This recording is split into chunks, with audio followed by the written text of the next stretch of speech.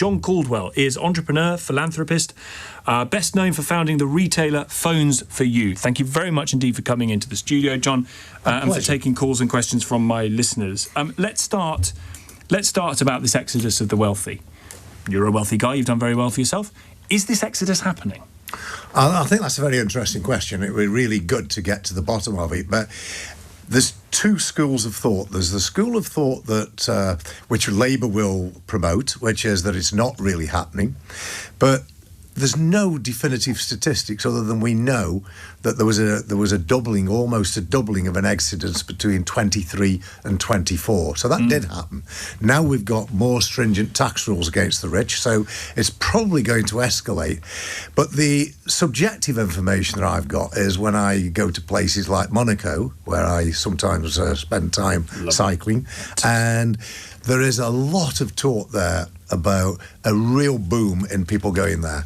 Now, one of my friends, it so happens, has just relocated there. That's only one person, one swallow. And he's a millionaire? He's a millionaire. Great. A multi-millionaire. Yeah, but one swallow doesn't make a summer. You know, you can't judge from one person. But there's a lot of stories like that, especially with Dubai, Monaco and Milan. What do you think of the morality of it? You're still here. I presume you're going to stay here, even though the taxes are increasing. Do you think there's a moral question? I do think there's a moral and ethical question, yes. But I think the morality should be set by government policy that encourages people to do the right thing because the financial incentives are correct and tolerable for people to do the right thing. So, you know, we've got all various moralities all around the world and all around the UK. Everybody's got their own sense of ethics and morality. And a lot of people would say, I'm not giving my money to the government to waste it. I'd rather go to a tax environment. But the government would say it is incentivising what they say is the right thing, the good thing, the morally good thing, by getting people to pay, in this case, non-doms, to pay taxation, inheritance taxation in this country too. Well, I would very strongly disagree with that because... Well, I'm not a non-dom, so it doesn't affect me at all. But I would very strongly disagree with that for very logical reasons. If a non-dom came to the UK 3 or 4 years ago, under the tax regime that their worldwide earnings were not taxed under the British system, and they earned all the money whilst living somewhere else and earned it all out of other countries, and they came under a regime that gives them this tax break, why would they then suddenly be penalised by a change in legislation? I see that as grossly unfair because they may have brought the children here, settled here, then suddenly the rules change. And that's not good for the fabric of society. It's not good for people who want to trust the UK government and the UK system because you never know where you're going to be. 03456060973 is the number. John has very kindly agreed to stay until 5 o'clock to take questions, which I think if you haven't called a billionaire before, then this is the opportunity. Nick is in Windsor. Nick, your question to Mr. Caudwell, sir. Thank you very much. It's a scandal that rich people don't pay enough tax. Are we doing enough to clamp down on the non-dom tax loopholes? Well, Nick, I think... look, it's a difficult question because we have to be competitive in the whole world to keep wealthy people here, to keep wealth creators here and job creators here. I think there's a lot more we could do to do that, to incentivise the right behaviour. But I am very much of the opinion that the rich-poor divide needs to be reduced dramatically. But unfortunately, there's only one way of doing that, and it's not possible. So it's just a theoretical way, which is to get all countries to agree to a worldwide wealth tax so that every wealthy person pays 2 or 3% of their wealth into government every year, wherever they go. But you've got to be competitive because otherwise the UK becomes uncompetitive and we lose the wealth creators that we so desperately need. What do you think, Nick? So I think it's a complete scandal that rich people can avoid tax in the first place. They use the same services as me. If I have a car accident on the way into work tonight, I'm going to use the same ambulance. I'm probably going to go to the same hospital as the rich person would go to in an attempt to save life. It's a scandal that someone should be able to avoid tax in this way. And if I personally was to buy a share in an American company, I'd be subject to dividend tax and pay a dividend tax to the US government. We don't do that in this country because we get this, it's a scandal that people are allowed to get away with it. And I think it's a complete scandal as well that we printed so much money during the pandemic, and I'm not 20k richer, and every listener now should be 20k richer. Yet there's more billionaires now than we had before. Well, Nick, I don't quite know what your real point is there, to be honest, but let's take one point on that we printed money to pay everybody in the country a furlough that needed it in order to protect their livelihoods. And in reality, we overpaid. But that money had to come from somewhere, and where it came from was 500 billion of extra debt on the government's balance sheet. And that means that people should be worse off, not better off, because that money has to be repaid eventually somewhere, or we carry it as a burden on the national debt in perpetuity. And that is a possibility that we could do that, but nonetheless we leave the burden for our children and grandchildren of this huge national debt. And a furlough amount, thank you for your call, Nick, a furlough amount that you say perhaps overpaid people in the end. Absolutely. Too generous. Absolutely, yeah, too generous. It was. I said to Rishi, what we should do is nobody should be substantially worse off, whether they're a business or an individual, substantially worse off than they were before this crisis. I had big conversations with government about that, but what they ended up doing was making people better off. And that was never the answer, because what that did was stoked inflation. As soon as you'd got furlough and the pandemic coming to an end, you got all that extra money in people's pockets that they weren't able to spend, and you got the supply chain emptied. And all that happened is too much money chased too few goods and created inflation. 03456060973 is the number to get through to John Caudwell this afternoon on LBC. You can watch us on the LBC app as well. Here's Hassan in Westminster. Hi, Hassan. Hello, hi. The previous caller, I think, took some of my questions, but my question is, John, is it time that we have a similar way of taxing income as we do of taxing wealth, as in capital gains, dividend income, inheritance, others, so that people cannot continue to sort of move money around into various classifications to avoid paying what is a fair share of tax? I think there's a very good argument for that, Hassan, actually. There's arguments against it, but there's a very good argument that the tax system needs overhauling altogether. The problem is successive governments tinker with the tax system to try and gain competitive advantage, to try and buy votes, and the tax system becomes a mess and fundamentally unfair. And I've already stressed I would be massively in favour of a wealth tax for the rich, but it could only be done if it's worldwide. But you know, you get the groups together where corporation tax was going to be 15%, and then America drops out of that. So that was a move forward on corporation tax to get a minimum corporation tax paid by any corporate entity, and suddenly that's now in the tax system for their benefit. John, you're rigging it apparently. You've rigged it, man. Yeah, I'm not sure that I've influenced Keir Starmer very much on anything really, to be honest, in spite of wanting to. But the talk about removing social... wrote a piece for The Telegraph.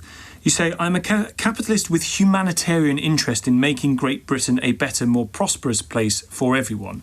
I guess someone might say, well, why you could just pay a lot to the taxman. You could go onto the HMRC website now and you could just offer a lot to HMRC. Well, I could do, but I'm also using all that money for specific purposes within humanitarianism by looking after people through Caudwell Children, Kids Through Caudwell Children, Caudwell Youth, and many, many other charities, and will continue that work throughout my lifetime, and then my children will continue beyond. Is that to say you, like I think it's fair to say probably millions of people, don't feel that government spends that money all that well? Well, government wastes money, there's no doubt about that. They're very incompetent, they waste a lot of money, and they do the wrong things to buy votes. But that's... Is that true of this government? It's true of all governments, yes, absolutely. So they've been incompetent with taxpayers' money? Let's just put the jury out on that one to see. I've got a lot of support of what Keir Starmer's doing, and I'm very critical of a lot of the stuff on the flip side. So at the moment, I've got a balanced viewpoint. I like the deregulation, the removal of planning restrictions, the potential of using pension funds to invest in businesses coming to the UK. There's a lot they're doing right. But of course, the headlines of Rachel Reeves' budget were broadly negative. But there's no way I'm just going to pay a load of tax when I can use that money much more beneficially within the charitable purposes. But let's be clear on that. I pay my tax. I'm here. I live in the UK. I'm a tax resident. And you don't do what Hassan was describing there, I think, and what people get cross about, which is use clever accountants to find ways of being tax efficient. Certainly not illegal, but people would raise a moral question about that. No, and in all honesty, I have done that 20 or 30 years ago, 40 years ago, when I was building the business. I've used smart tax systems, as nearly all businesses do. I don't actually agree with that now, and I think the more that the government can stamp down on smart accountancy practices that stop people avoiding tax. In some cases, especially the multinationals in America, the Amazons and so on, where they pay almost no tax or did do, the more that's eliminated, the better, because we have to have a fairer world. 03456060973. Alex is in Bournemouth. Hi, Alex. Your question to John. Hi, John. Hi. I guess I'm just curious why the government is having to negotiate with rich people when the poorest of us have to basically not have any choice in our social mobility. To answer the question that Tom was asking about people like you just giving money to HMRC, I don't agree with that, because it's just incentivizing nice people to get punished whilst the richest that abuse the system get away with it. Do you think all rich people abuse it? Sorry to jump in. Alex, do you think they are rich because they've abused the system? I think they're rich because they abuse the public realm and the public workforce, because minimum wage workers, for example, most of them still have to take benefits to subsidise the costs, as well as the landlords that don't contribute to society but are funded basically by the government through universal credit, having to put up people's rent because work just doesn't pay enough. All right. Alex, appreciate it. John? So what was your question, Alex? What would you like to ask me specifically? I just wonder why the government feels like it has to haggle and capitulate with rich people so much more than it does to try and protect the vulnerable and the poor that can't voice and move policy, much like people in your community can. I can speak for myself and say that I don't believe that, in spite of supporting Labour in the last government, that I've brought much to bear. I haven't brought much influence to bear, and what influence I might have brought to bear would have made Britain richer and more prosperous, allowing the poorer people to be better off. Whether other people have brought undue pressure on the government, I have no idea whatsoever, but it certainly hasn't been the case for me, personally. Alex, thought? Yeah, see, what I worry about is that for people that have a large amount of wealth, especially like the 1%, to keep that wealth, most of it is done by speculating on assets, investing in them, and then... What's wrong with that? Well, because the problem is then that mass is not being recirculated into the economy, so poorer people aren't able to put more back into the I've invested in a business, and by the way, Alex, trading is available for everybody. You can go and do it if you want with a tenner rather than 10 million. Why is that a bad thing? Because again, it's not going back into the UK economy. You can speculate on assets outside, so you have non-doms. If you make a gain on your investment, it's going back to you if you cash out on it. Yeah, but that doesn't necessarily put it back into the economy, and then most people are amassing that wealth and then not contributing it back, and they're not paying taxes when they're accumulating that asset. Well, they do pay, Alex, they do pay tax on the capital gain on their assets. But they don't pay a percentage that is equatable to people that pay on PAYE, which is why poorer people who pay via cheques that isn't really true, Alex. I mean, some investments are payable on income tax, not on capital gains tax. But I think also I would sort of take issue with the point that they only invest in. Even if we accepted your point that an investment's not as prosperous for the UK economy as somebody creating jobs.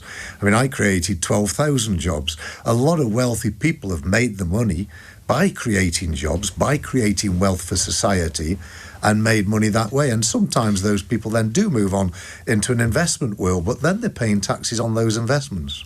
I wonder whether there's... Alex, thank you for the call. I just wonder whether Alex is representative of a widely held view that rich people, quote, hoard wealth, that there is only so much wealth to go around, and that people have only become rich, and there's a huge scope of what rich actually means, that people have only really become rich because they've ripped something out of the system. They've taken advantage of someone. But you mentioned it there. You created 12,000 jobs. Those wouldn't have existed. And a lot of them were high-paid jobs. And, Alex's point that he made there, that the rich people are taking advantage out of the population maybe by paying low wages, I'm sure that does happen in some environments. But in my environment, it was extremely competitive. And I had to pay what people were worth. And what they were worth is what they could get on the open market.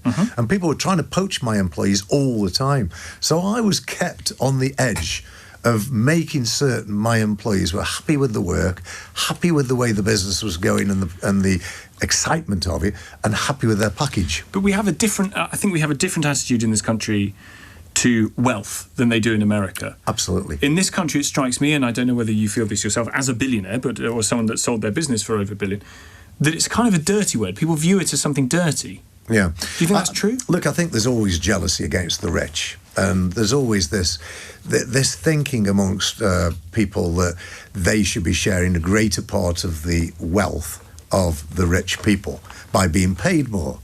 And I can really understand that point of view, especially when you're aware of the rich-poor divide. And it's growing. And it needs rebalancing. But how do we do it? It's not about whether it should be done. It's how can you do it without losing Britain's competitiveness. Stanley's in Chelsea. Hi, Stanley. Hi, good afternoon. John, what do you think of the farmers' tax now? Like they can hand down their farms to their family without having to pay capital gain. I think the abolition of business property relief and agricultural property relief is a real big mistake. I think what's going to happen to the farmers is these bigger farms are going to get broken up as they're passed down through generations. But it also applies to businesses as well, because when somebody dies and leaves the business to the kids are going to have a tax bill, which Labour, of course, have said they can pay over a number of years. But nonetheless, it leaves them open to people coming in to try and swoop shares on the cheap, knowing that these people are desperate. And they're going to have disparate shareholders who've got disparate views, and the farms are going to be broken up, or the businesses are going to be broken up. I think there was so much easier ways of raising the money, and I've discussed this with Rachel Reeves. Look, it wouldn't be popular, but none of this needed to happen if we put 10 pence on a litre of petrol. Yeah? Everybody listening to this programme will be horrified. 10 pence on a litre of petrol. Whoa. But that would raise £20 billion and save all of this problem that hits people. And petrol has come down from 190 to about 140 now. And so I think there's just much better ways that not everybody would agree with, but much better ways of generating income that don't suddenly demolish individual sectors like the farmers, for instance. What do you think, Stanley? Yeah, can I have my say, please? I mean, I've just sold a property, right? Now, I would love to give that over to my family, but I've had to pay 30% capital gain. Mm-hmm. So, therefore, it is a fair tax. Why should somebody be able to hand down a farm that's worth maybe 10 million without paying any tax? Well, I have just explained the reason for that, and it's not about not paying any tax, because they pay tax on the profits, and you would pay tax on a disposal, but they're forced into a disposal situation because their parents or whoever it is has died. Yeah. And that puts them into a monstrous stressful situation where they've got no answer to. They also don't earn enough from the farming to cover the cost of the tax bill. Exactly. So you have to get rid of the farm totally, and then we lose. We lose these farmers. But come back, to, Stanley. Thank you. Can I? I'm going to live out a lifelong dream here and play Rachel Reeves. To your idea, John, of putting 10p on 10p on fuel, politically, that's absolutely impossiable. You can't do it because you've got to go after the wealthy. The Labour go after the wealthy. They go after the people with 10 million quid in a farm, or they, you can't make the person who's trying to get their Fiat Panda round at a heck of a cost pay more. Yeah, and that's a very valid point. But when you've got a problem, you look at how do you solve it. putting the petrol up by 10 pence a litre solves most of that problem. Cutting government spending by 1% puts 12 billion. Wow. 12 billion saving, just 1%. If I couldn't cut 1% off government spending, I'd want to shoot myself. It's so easy. It's so easy. That's a lot of civil servants who have just gone. That's so much waste. 1% though, it's nothing. But coming back to the petrol point, yes, it hurts the working man. It hurts everybody, but it hurts the working man disproportionately.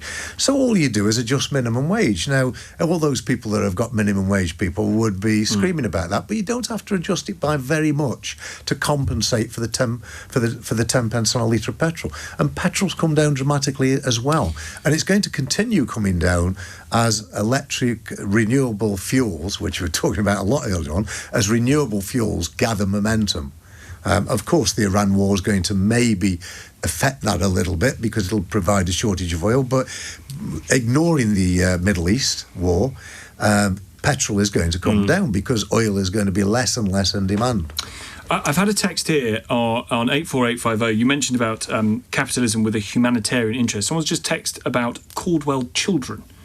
What is Caudwell Children? That's a charity I set up 25 years ago, and in fact we've got the 25th celebration tomorrow night. I've got 60 important guests coming around to my house tonight to be entertained, and we help any child with any illness whatsoever who can't get the help elsewhere. So when they come to us, they're usually very desperate, and we can help transform their lives. It might be type 2 muscular atrophy, where we supply them with electric wheelchair, which does transform their life dramatically. It might be autism, where they're not successful in getting a diagnosis because the National Health, on average, take about 6 or 7 years. So you've got this child that you've no idea what's wrong with the child, and you're not getting a diagnosis. We diagnose autism within 2 days. We bring the child into the centre. We've got all the specialists there in the centre. And this is a charity. People can get this. This is a charity I founded, and I pay 1/3 of all the money that's raised. So it's meant to cover all the administrative and operating costs, which it sort of broadly does do, but to make sure that it's accurately understood, what we term it as I will contribute 1/3 of everything that they raise externally. And how many people do you look after through that? How many people come through? We've helped 100,000 children up to yet. I would hope that over the next 25 years we'd help another 500,000. Because we're ramping up the scale of operation all the time. Well, there's a huge demand for it, particularly for SEN. It's been great to have you in. Let's do this again. Thank you very much indeed for your time. John Caudwell, entrepreneur and philanthropist, best known for founding the retailer Phones for You.